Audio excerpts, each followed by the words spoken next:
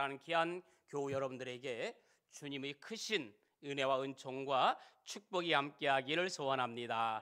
반갑습니다. 잘 오셨습니다. 옆에 분과 뒤에 분과 인사합시다. 반갑습니다. 잘 오셨습니다. 아멘. 우리 최지훈이가 지방에서 열심히 공부하다가 갑자기 엄마 아빠 보고 싶어서 먼 길을 달려왔다고 합니다. 그 말 들으니까 마음이 제가 뭉클했습니다. 어른이나 힘들고 지칠 때 엄마 아빠를 만나면 힘이 나고 행복합니다. 우리는 모두가 힘들고 지친 삶을 살아가고 있습니다. 이 시간 예수님을 만남으로 쉼을 얻고 재충전하여서 한 주도 행복한 삶을 살기를 주님의 이름으로 축복합니다. 바닷속에 사는 문어 총각이 결혼을 하고 싶었습니다. 그래서 바닷속에서 신복감을 찾다가 날씬한 몸매의 멸치 아가씨를 만나서 청혼을 했습니다. 복스럽게 생긴 문어로부터 프로포즈를 받은 멸치 아가씨는 부모님께 상의를 드렸지만 한사코 부모님이 반대했습니다. 이유는 간단했습니다. 우리 집안은 뼈대가 있는 집안인데 뼈대가 없는 문어에게 딸을 줄 수 없다는 것이었습니다. 문어는 자신의 가문이 약하다는 것을 인정하고 이번에는 허리가 구부러진 새우 아가씨에게 청혼을 했습니다. 그런데 또다시 퇴짜를 맞았습니다. 역시 이유는 간단했습니다. 우리 집안은 양반 가문인데 수염도 없는 서민 가문과 혼사를 맺을 수 없다는 것이었습니다. 인생은 만남의 연속입니다. 누구를 만나느냐에 따라 인생이 행복해지기도 하고 불행해지기도 합니다. 아름다운 만남은요, 아름다운 삶을 낳고 귀한 만남은 귀한 인생을 만납니다. 오늘 이 시간 우리의 빈잔을 채우시는 주님을 만나고 주님 안에서 풍성한 삶을 누리는 4월 한 달 되기를 주님의 이름으로 축복합니다. 베드로는 주님을 부인하고 배신한 제자였습니다. 그런데 그는 한 가지 사실을 알고 있었습니다. 그럼에도 내가 주님을 부인했지만 그럼에도 주님은 나를 여전히 사랑하신다. 그리고 내가 주님 앞으로 돌아가기만 하면 주님은 나를 만나주시고 나를 용서하시고 여전히 사랑하신다. 이 사실을 믿었기에 베드로는 다시 주님의 제자가 될 수 있었습니다. 반면에 가룟 유다도 똑같이 주님을 배신했지만 그의 마음속에는 이러한 믿음이 없었습니다. 주님이 나를 여전히 사랑한다는 사실과 내가 주님 앞으로 돌아가기만 하면 주님은 나를 만나주신다, 나를 용서해 준다는 사실을 믿을 수가 없었습니다. 이 엄청난 사실을 받아들이지 못한 그는 결국 절망 속에서 스스로 목숨을 끊고 말았습니다. 우리 삶 속에서도 중요한 것은 어떤 상황 속에서도 내가 주님께 돌아가기만 하면 주님은 나를 만나주시고 용서해 주시고 다시 일으켜 세우시는 주님이라고 하는 것을 믿으시기를 주님의 이름으로 축복합니다. 그러므로 우리는 주님을 믿고 의지하며 주님과의 만남을 소중히 여겨야 합니다. 왜? 그것이 곧 우리 삶의 가장 큰 축복이거든요. 가장 큰 만남이거든요. 일본에서 있었던 한 남자에 대한 이야기입니다. 실화입니다. 비가 내리고 바람이 세차게 부는 어느 저녁, 일본의 한 여자 신학교 기숙사에 복면을 한 강도가 침입했습니다. 이 복면 강도가 쓸만한 물건을 모두 챙겨서 밖으로 나가려고 할 때 믿음이 좋은 한 여학생이 도둑의 가방 속에 자신이 아끼던 성경책 한 권을 집어넣었습니다. 그런데 훗날 이 강도는 그 성경책을 읽고 회개한 후에 신학을 공부하여 훌륭한 목회자가 되었습니다. 그리고 그는 현석하고 신앙이 돈독한 아름다운 여인을 만나 결혼도 하였습니다. 결혼 후 어느 날 목사님의 아내는 목사님의 서재를 정리하다가 자신의 예전에 강도에게 넣어준 성경책이 책장에 꽂혀 있는 것을 보고 깜짝 놀랐습니다. 어떻게 저 성경책이 이곳에 있을 수 있단 말인가? 그는 조용히 저녁 식사 후에 사모님은 목사님에게 성경책을 펼쳐주며 물었습니다. 목사님, 이 성경책 어디에서 난 겁니까? 그러자 목사님은 깜짝 놀라며 그 성경책에 얽힌 이야기를 자세히 들려주며 말했습니다. 나는 이 성경책 덕분에 변화된 사람이 되었고 목회자가 되었습니다. 그때 사모님은 감격하며 눈물을 흘리며 말했습니다. 이 성경책의 주인이 바로 저예요. 얼마나 놀라운 만남입니까? 복명 강도와 여자 신학생이 이렇게 목회자와 사모로 만나게 될 줄은 누가 알았겠습니까? 여러분, 예수님과의 만남은 외로움과 고독 속에 지쳐 있는 사람들을 위로하는 위로의 만남입니다. 예수님과 우리와의 만남은 상처난 가슴을 어루만져 치유하는 능력의 만남입니다. 그 예수님을 만날 때 우리의 삶은 하나님의 작품이 되는 줄로 믿습니다. 모세는 인생의 모든 희망이 끊어졌다고 생각한 80세에 하나님을 만났습니다. 하나님과의 만남은 그의 삶의 전환점이 되었고 하나님은 그를 이스라엘의 지도자로 세웠습니다. 여러분, 만남에 의해 우리의 운명은 달라집니다. 만남에 의해 우리가 행복해질 수도 있고 불행해질 수도 있습니다. 그러므로 인생에서 가장 중요한 것은 만남인 줄로 믿습니다. 여러분, 옆 사람 보세요. 어떻게 이렇게 만날 수가 있었겠어요? 그것도 교회 안에서 이렇게 참으로 행복한 거예요. 평범한 종이라도 피카소의 손이 닿으면 10억이 넘는 작품이 되는 거예요. 평범한 돌이라도 미켈란젤로의 손길이 닿으면 역사적인 작품이 되는 거예요. 여러분 옆에 보세요. 평범한 나무 한 그루지만 예쁜 화분에 옮겨 심어서 강단에 올려놓으니까 하나님이 기뻐하시는 향기로운 제단의 제물이 되는 거예요. 할렐루야.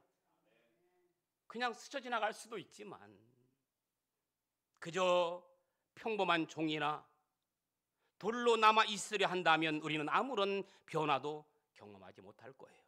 그러나 예수님이 우리 안에 들어오시고, 아멘, in Jesus Christ, 우리는 위대한 사람이 되고 하나님의 걸작품이 되는 거예요. 내가 예수님 만나고 예수님께 나아간다면 내 인생은 하나님의 작품으로 그려내는 캠퍼스가 될 것입니다. 저는 이 2층 다락방이 예수님 만나고 삶이 변화되고 지친 여러분들에게 힘을 주는 그런 아름다운 다락방 같은 귀한 신정교회가 되기를 주님의 이름으로 축복합니다. 3절에 보면 삭개오가 장애물을 극복하는 장면이 나옵니다. 우리가 예수님을 만나고, 아니 예수님을 만나려고 하면 방해가 있어요. 사단은 온갖 장애물로 우리를 유혹하여 예수님 만나는 것을 포기하게 만듭니다. 여러분, 교회 오는 게 쉽게 오지는 게 아니에요. 자꾸 누가 사단이 교회를 오지 못하도록, 예배 드리지 못하도록, 은혜 받지 못하도록 자꾸 방해하고 옆에서 그렇게 속삭이는 거예요. 여러분 보세요. 배고파 우는 아이에게 가짜 젖꼭지를 물려주면 잠깐은 울음을 멈추게 할 수 있지만 이 아이는 다시 울어요. 이처럼 사단은 끊임없이 가짜 젖꼭지로 우리를 유혹하고 있는 거예요. 오늘 3절에 보니까 그가 예수께서 어떠한 사람인가요? 보고자 하되 키가 작고 사람이 많아 할 수 없어. 삭개오는 예수님을 만나기 위해 나아갔지만 키가 작다는 내적인 장애물과 사람이 많다는 외적인 장애물이 그를 가로막고 있었습니다. 여러분, 성경 마가복음 2장을 보면요, 4명의 친구들이 중풍병자를 데리고 예수님께 나옵니다. 그런데 많은 사람들 때문에 예수님께 다가갈 수가 없었다고 했습니다. 그들은 얼마든지 우리는 여기까지가 한계다라고 포기할 수 있습니다. 나는 친구를 위해서 할 것 다 했다, 요 정도면 나는 다 했다라고 그냥 들 것을 내려놓고 각자 뿔뿔이 흩어질 수도 있었다는 말입니다. 그러나 내 친구는 그 누구 하나도 포기하지 않냐고 장애물을 극복했습니다. 지붕 위로 올라가서 지붕을 뚫고 환자를 기어코 예수님 앞에 내려놓았습니다. 하지만 여러분, 또 다른 문제가 생겼습니다. 멀쩡한 지붕을 뜯어내면 그 집 주인이 가만히 있겠습니까? 성경에는 여기까지는 자세히 기록되어 있지 않았지만 지붕을 뚫으면 먼지가 방 안으로 쏟아질 텐데 그 안에 있던 사람이 가만히 있었겠느냐는 말입니다.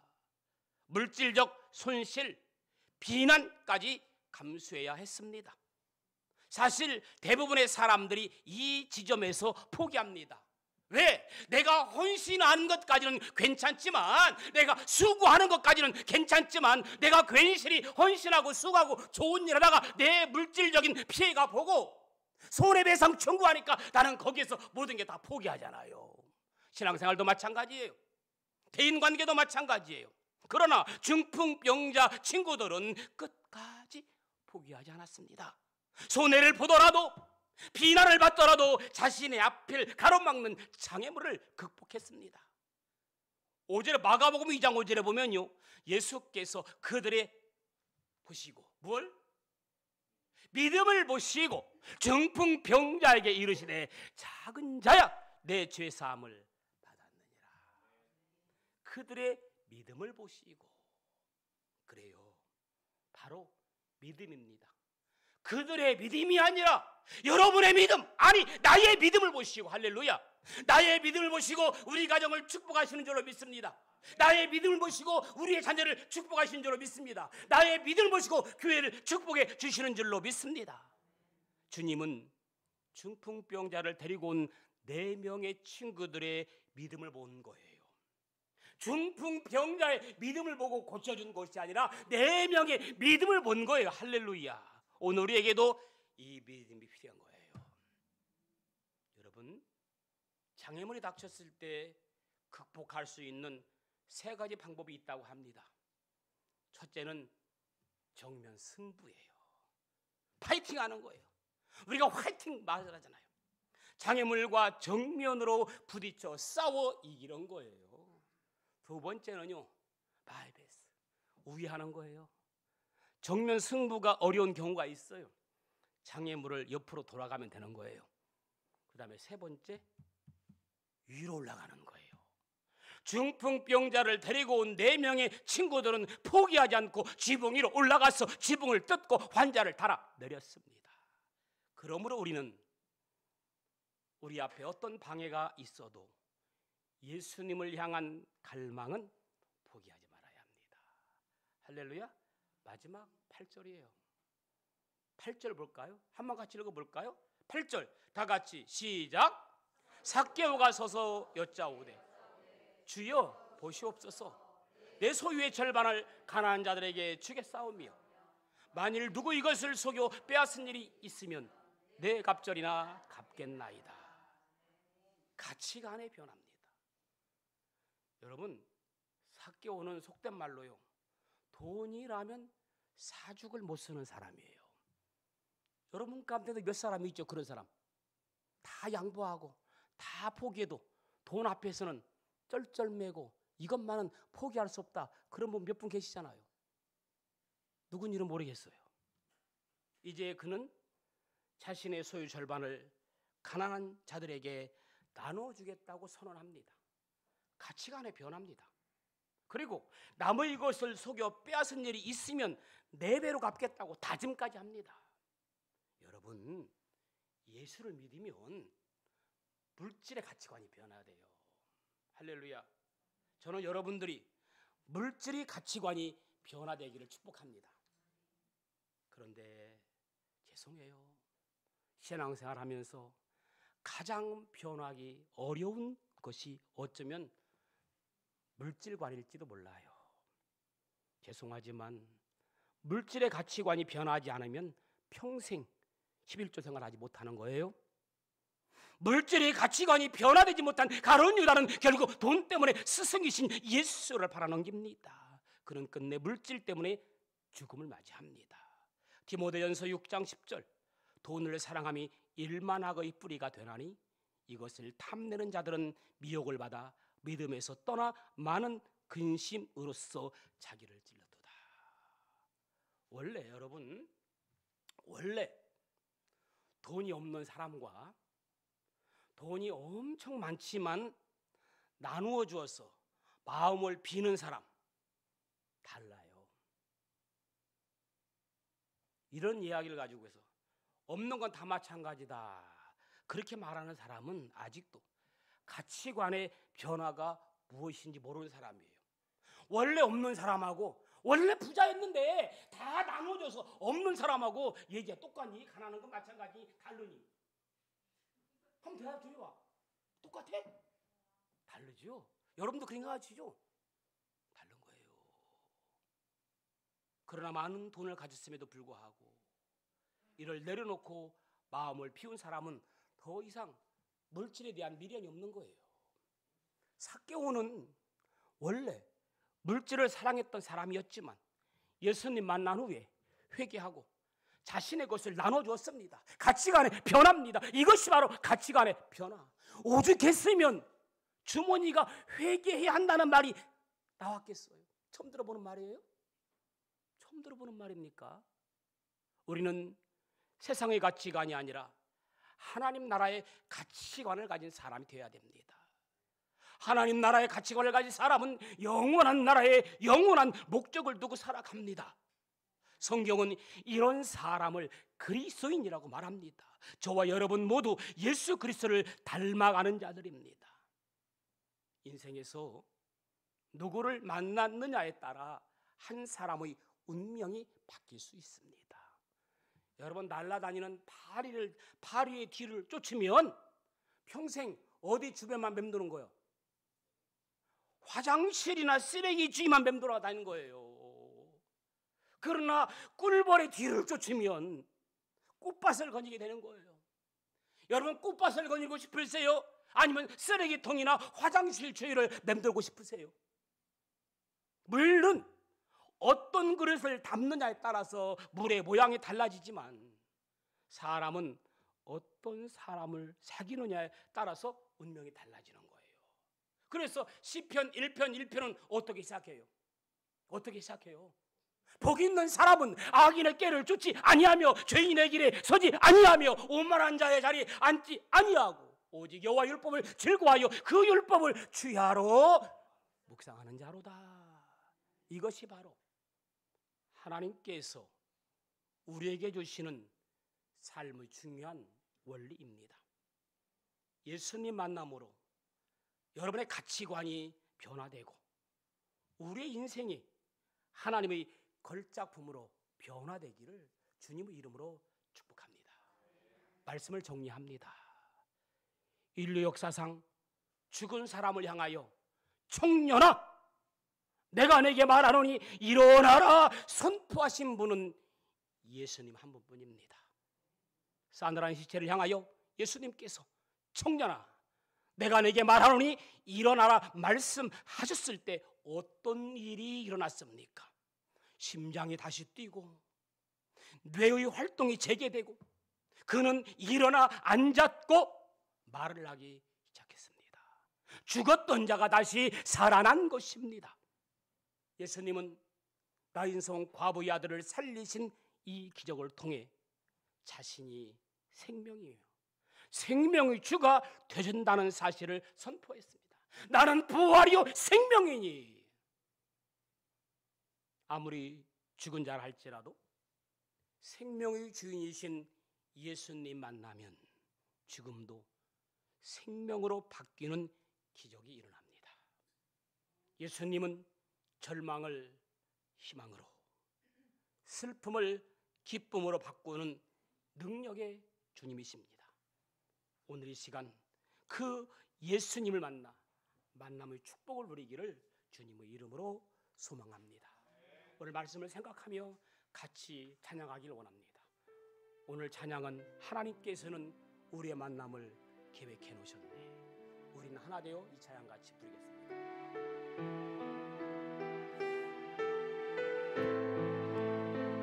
하나님께서는 우리의 만남을 계획해 놓으셨습니다.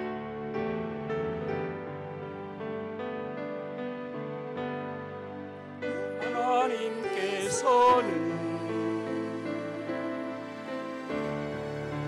우리의 만남을 계획해 놓으셨네. 계획해 놓으셨네. 우리 하나님이여, 어디든 간에 주의 서라며,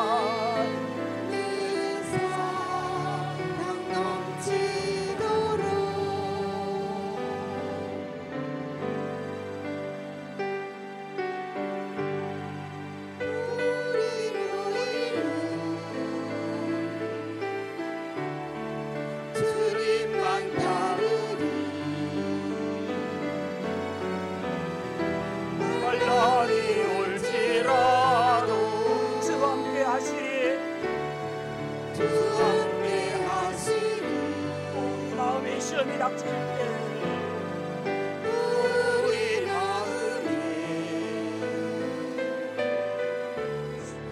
시험이 닥칠 때 어둠은 지나가고 새 아침 주시니 어둠은 지나가고 새 아침 주시니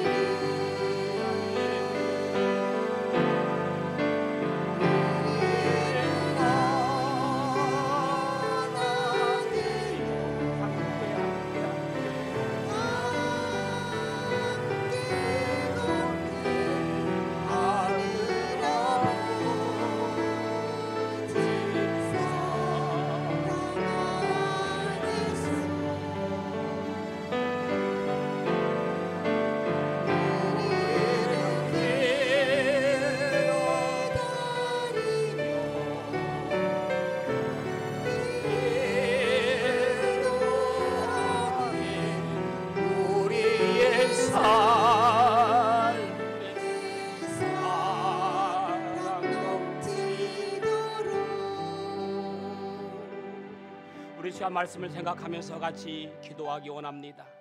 우리의 걸음을 인도하시고 가장 귀한 만남으로 축복해 주심을 감사합니다. 오늘 말씀을 생각하면서 같이 간절한 마음으로 기도하겠습니다. 기도합니다. 주님, 우리의 삶이 예수님 만나 변화된 삭개오처럼 새 생명을 얻은 나인성 과부의 아들처럼 이 시간 놀라운 은혜를 경험하는 삶이 되게 하여 주옵소서. 예수님 만날 때 절망이 희망으로 바뀌어지고 예수님 만날 때 고통이 기쁨으로 변화되며 죽음이 생명으로 바뀌는 놀라운 일을 일어나게 하여 주옵소서. 우리의 가치관을 변화시켜 주옵소서. 세상의 어떤 것을 붙잡고 살아가지 않게 하시고 영원한 하나님 나라를 바라보게 하여 주옵소서. 예수님 새롭게 모시며 그분과 동행하는 삶을 살게 하여 주옵소서. 4월 한 달을 시작합니다. 4월 한 달로 주님께 맡깁니다. 우리의 건강을, 우리의 자녀를, 우리의 삶을 주님 책임져 인도하여